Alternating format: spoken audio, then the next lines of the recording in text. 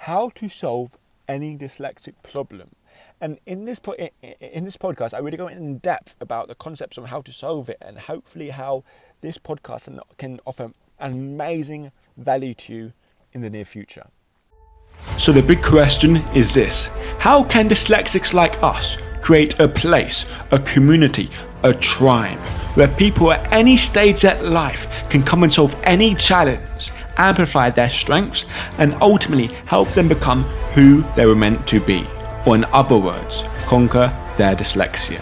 That is the question, and this show is the answer. My name's Theo Goff, and welcome to the Conquering Dyslexia podcast. What's happening, guys? I hope we're doing all right. The sun's in my eyes. Today, I want to have a little talk about how to find solutions to dyslexic problems when we have them. And we have a lot of dyslexic problems a lot of times throughout the day, but it's often how we deal with them that count. It's not a problem that counts, it's how you deal with it. And that makes you grow, that makes you become more intelligent, that makes you feel better about yourself, about overcoming these problems and challenges they have. And I think depending on what kind of life we're living, we have different quality of problems. And the way I think about problems, and compared to like life in general, when we talk about dyslexic problems and other problems, dyslexic problems are just problems that are very common for dyslexics to face. They're still just problems, just like all the other problems out there. This is just the same, and yes, we have a different thinking mind to go about those problems, and often a better thinking mind to go about the problems, but it's just the same. And when you actually look at problems and actually look at like problems in general, and you really try and do a lot of thinking, okay, what's the best way to deal with problems? Well, the first thing is don't call them problems, because the language you use for these affect how you feel, and how you feel affect what you do. So you feel like, you got all these problems and it's all weighing on your shoulders and you can't do all these sort of things and everything's stopping you. And then if you're in this like emotion of overwhelm, emotion of kind of like a little bit hopeless, you're not going to make a lot of progress. But if you label all these things as challenges and loads of obstacles that you can use to grow, loads of things that that you don't know the solutions to yet, but you know there are solutions to it and it's something for you to overcome, be like, all right, let's get ready. Let's get ready for a challenge. Let's get ready to take this down. And that would have a different emotional kind of response to it. And the emotional response would lead to actual action moving forward. And what I want to really talk about today is kind of like how I'm going to solve a solution, and it's going to be directly related to kind of this podcast moving forward, and how I think I can sort of like get all the different outcomes I want in all these different areas. Because I've written my book Conquering Dyslexia about a year. I finished it published about a year and a half ago, and since that point time, I've learned a lot of new things. I've discovered reading. I can actually read. I can do so many more things that I didn't do before, and I've grown a lot more since then. I understand a lot more about dyslexia, about people, about the world than I did then. And so what I want to do, and what I've wanted to do for a while, and what I'm basically going to start to do now and tomorrow, is writing basically updating volume 2 of the Conquering Dyslexia book. And this is going to be completely new revamp, the same structure, the same purpose, but a bit upgraded, because now I understand what people need a bit more. Because before I was just like, I made this massive change in my life and I'm so utterly passionate about it, and I want to tell it to everyone and write it down, and so everyone can change their lives. And that book got loads of great responses, but I feel I could make it a lot better. When I look back on it, I say, I could add this concept in here. This applies here. I could explain this to help people understand this concept. And there's so many more things I want to add in. But it took me 3 years to write a book. It's 3 years to write a book, with me spending hundreds of hours, probably thousands of hours writing it.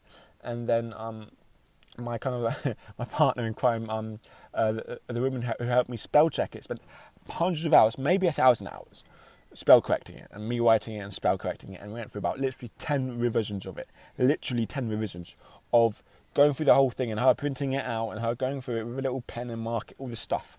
It's crazy. But so that took 3 years to create my book. If I want to do basically, it's a lot of new stuff, so I'm going to create the whole thing again, I don't want to spend 3 years writing it. So, okay, we have a challenge here. Like, writing a book. My spelling's awful. How can someone like me write a book? So how we can do it the most fastest way? Now, I learnt this from Dean Graziosi. And now, if you haven't heard of him, he's very into the world of like personal development at the moment. And he's very dyslexic growing up. He's got a lot of stories, and he's a person that really helps people incredible. And he says this story about him, like basically him writing a book and how he can write a book as fast as possible and as good as possible, and the process that he uses. And I was like, oh, I can do the same thing. And basically what he does is he doesn't sit there on a computer and write for a couple hours to get his words out on paper, because naturally he's a very good speaker, just like I feel like I like speaking a lot more than I like typing. So basically he speaks it out, he records it all and records all his words, and then once he records like a chapter or a part or like a concept, and then he sends it off to be transcribed. Now he can send it off to be transcribed by a machine, which is like basically a computer, which is like 10p per minute, or a person, which is like £1 or £2 per minute. And people are feeling a little bit more accurate. So he'd send it off to get transcribed. It would come back, he would see it all text, and he could get it read back to him, and he would just basically mould that into what he wanted, and he'd have it all ready. Then he'll send it off for the final, basically like touch up from the editor people that they know what they're doing. But that's the process that he used. And I really feel to really get this book out and done and get all that most valuable content in there, that's kind of the process that I want to use. I want to speak about a concept that I haven't spoke about, and that I really want in a really clear, specific way so people can understand it, and then get it off to be transcribed, and I can look at it later to see the text, see if it works, see if it doesn't work, and update it and go from there. Okay, that'd be really good. But how can I do that, and how can I still add value to people? So on this, this is kind of the intro, and then I would love it tomorrow. I'm just going to basically start building in the building blocks. For example, speaking about something very valuable that will help you as a listener to this, but also I could use this to be transcribed into basically text. And then now I'm going to test if this machine works with a person. If a machine is just as good as a person, I'm going to pay a machine because it's cheaper. And that's the process I want to go down. And then basically, because I want to be the best book possible, I'm not going to have this like a little thing. I'm going to do that. And so basically, I'm planning at the end of this month, so about 3 months' time, to do a big, basically like a live, where I do a whole day, maybe 2 whole days, of basically speaking about the whole book in training. I'll be like a 3 live so people can go down, because I know the process of me speaking and me trying to teach it would help me learn what works better and what doesn't work better. So there's these processes we can go down, and we can grow in and refining it rather than that, because this is the process I think can be a lot more better than me just sitting on a computer and writing, or sitting on my iPad and just writing, which is what I used to do. And I think what I'm saying here is really interesting if you think about the dyslexic problems and how to solve these problems that we have. The first thing is that problems are challenges. The way you think about a problem, the word of problem affects your emotions. Okay, that's the first thing. And the second thing is that this is what Tony Robbins says. I think it's so true. The worst problem that people have is that they think they shouldn't have any. The biggest problem people have is that they think they shouldn't have problems. There's no one in the world that doesn't have problems. Problems of so many different magnitude. Big problems, small problems, and all these problems out there. And we think, we have all these problems, we shouldn't have problems, and we work out to fix them. But once you fix a problem, that leads to a higher level of problems, and it scales up and up and up and up and up. So that's problems. And that's a good thing to know about problems. Problems is a sign of life. They help us grow, they help us become more. They help us experience, they help us challenge. Because if everything was easy, nothing was a challenge, nothing made us grow, life would be so boring. And we wouldn't be as happy as we are now. And that's just how things work. So, and also, there's something about problems, and there's different scale of problems. I remember when I travelled to Nepal about a few years ago. I travelled there I was there for 3 months, living in a Nepalese family. These people are like second poorest country in the world, living on £1 a day or whatever. All that stuff. And I would go there, and I would see these people living in mud huts, literally mud huts, stinking everywhere. They didn't have shoes. They wear the same clothes day in and day out. They had no electricity, no hot water, none of these things. Majority of them people had none of those things. And yet we complained about not having the best Wi-Fi. We complained about, oh no, you took the hot water. We complained about, traffic. We complained about these little things that are really, first world problems, not third world problems. Think about the people in all these different countries. You think about, coronavirus is so bad in England, for example. Think about all the people in India. Like 1 billion people got sent home, I think. I don't know. I don't watch news. But think like 1 billion people got sent home. And they had to walk for 14 days to get home. Now, compared to staying inside all the time, compared to walking 14 days to go back to your local village, that's a problem compared to staying inside. There's different scales of problems. You complain about wearing a mask, there's people that are dead. There's different scales of problems. And for example, there's a story that Tony, I remember it so clearly, that basically what he said is that he went to this basically hospital where they basically do a tour and see all the different sick people. And then he was in this cancer ward where people were on the brink of death.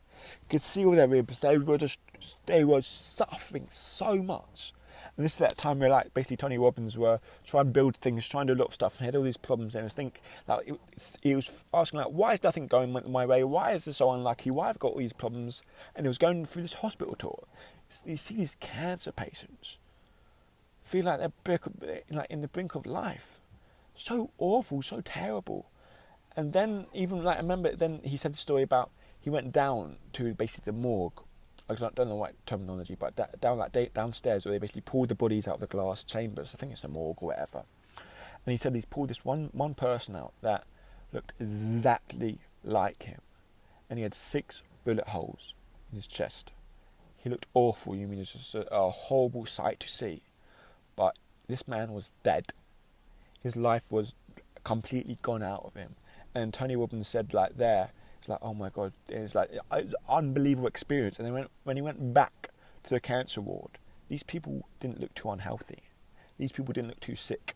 And then when he left the hospital, he realised that he had no problems. He didn't have cancer. He didn't have loads. He wasn't dead. He had no problems. Compare things like that to the little problems that you have. Little problems that I have. I want to write a book. Oh, this about work. Oh, this about school. These little problems. Compare that to other big problems of the world. You have no problems compared to that. Compared to people that have been through hell and back. Or going through hell at this moment. So that's another really interesting thing, I think, to think about when you're talking about problems. And also one more thing I want to cover with problems is that there's always a system to solve a problem. Now, what I believe, there's always a solution to a problem. Always. Because there's two fundamental to any problem. First one is solve the actual problem or work around the problem. And what I mean by this, I find it hard to spell this thing. Okay, let's work on improving my spelling, or let's work around the problem. Let's find someone else to help me. Let's do this. That's the first thing. You can solve the actual problem, but either by working around it or doing it yourself. Or the second thing, change the way you think about the problem. For example, you can't change it raining. It's going to rain whether you like it or not. But say, I love rain, instead of saying I hate rain. Then you solve the problem that rain being bad. Because it's not the rain you hate, it's the negative association you have with it about the negative effects. Oh yeah, I love it. It's beautiful. It makes me feel like I'm alive. I'm in nature. And that gives you a new insight to it. So I really hope we understood things. And so basically tomorrow I will be saying, I think, some intro thing about the book, and I'll do a bit of chatting beforehand, but I'll be talking about it a bit like an audio book. So it's less conversational like this, and it's more hopefully impactful, and hopefully I can add a bit more value to it. And I really hope that this is a benefit, because I really feel it would be a benefit. I really feel that you would want me to talk about this book that I'm working on, that I think people have to pay for when it's out, and just saying it for free and just spitting bits out of it in this podcast. I hope you don't mind if I over deliver here. I just really hope. If you don't want me to over deliver, just message me. If you don't want me to help you, or just message me. But if I think you do, anyway, that's just a joke. I heard that. It's good to say. So guys, I hope you're doing all right. Take care and farewell and bye.